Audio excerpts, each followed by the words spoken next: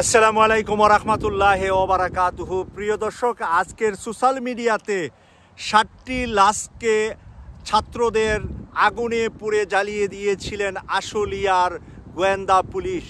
সেই 7টি তরতাজা প্রাণকে সেদিন গুলি করে হত্যা করে তারপরে একটা পিকআপ ভ্যানের ভিতরে ঢুকিয়ে সেখানে একটি ব্যানার পরে থাকা ব্যানার দিয়ে তাদেরকে ঢেকে আগুন দিয়ে জ্বালিয়ে দিয়েছে যেই আরাফাত গোয়েন্দা পুলিশ। সে এখন পালিয়ে গিয়েছে এবং তার সাথে যাদের চেহারা সোশ্যাল মিডিয়ায় আসছে তারাও নাকি পালিয়ে গিয়েছে। এই আরাফাত হলেন বরিশালে তার বাড়ি, তার বাবা সেখানের এক ইউপি আওয়ামী লীগের সভাপতি। পুলিশের গোয়েন্দা বিভাগে সে 2 বছর আগে ঢাকা সিটিতে যুক্ত হয়েছেন এবং সে আশুলিয়া এলাকার দায়িত্ব পালন করছিলেন 5ই আগস্ট যেদিন শেখ হাসিনা পালিয়ে যা। আর সেই লাশগুলা আজকে আমরা খুব নিঃসঙ্গভাবে হত্যার চিহ্নগুলা, হত্যার ভিডিওগুলা, হত্যার ছবিগুলা দেখছি আমাদের চোখে এবং বুকে পানি ঝরছে। কান্নারত অবস্থায় আজ দেশবাসী, দেশের 18 কোটি মানুষ। প্রিয় দর্শক, মানুষ কিভাবে এরকম জেহেল হয়, এরকম ডাকাত হয়, এরকম খুনি হয়, এরকম ঠান্ডা মাথায় মানুষকে কিভাবে খুন করে আমার জানা নাই। এই আরাফাত হোসেন সে নাকি এখন ভয়ে আত্মগোপনে চলে গিয়েছেন এবং তার সাথে যারা ছিল তারাও আত্মগোপনে গিয়েছেন। কিন্তু আমরা তার বরিশালের পুরো ঠিকানায় ইত্তেফাক পত্রিকায় আমি পেয়েছি।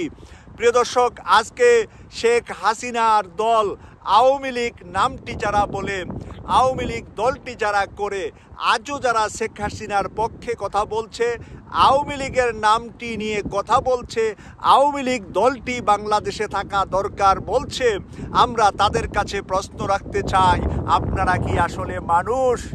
আপনারা কি আসলে মানুষ নাকি জন্তু জানোয়ার? কোনো জন্তু জানোয়ার ছাড়া কি এই 7টি লাশ এভাবে আগুন দিয়ে পুড়ে জ্বালিয়ে দেবে? 7টি ছাত্রের লাশ। এই ছাত্ররা জীবনে কোনোদিন কেউ রাজনীতিও করে নাই, শুধু জনতার ডাকে, ছাত্র সমাজের ডাকে বেসরকারি বিশ্ববিদ্যালয়, বেসরকারি স্কুল, কলেজ, মাদ্রাসা বিভিন্ন জায়গা থেকে এই ছাত্ররা রাস্তায় নেমেছিল। এই রাস্তায় নামার সর্বশেষ 5ই আগস্ট পালিয়ে যাওয়ার আগ পর্যন্ত তারা রাস্তায় ছিল এবং সেদিন রাত পর্যন্ত তারা রাস্তায় থেকে তারপরে এখন পর্যন্ত তারা রাস্তায় জনগণকে, দেশকে পাহারা দিচ্ছে। কিভাবে আমাদের এই সন্তান বয়সী ছাত্ররা এই বন্যা কবলিত জায়গায় নিজের জীবনকে বাজি রেখে কিভাবে অর্থ উদ্ধার কত কাজে তারা বাংলাদেশের মানুষের পাশে দাঁড়িয়েছে।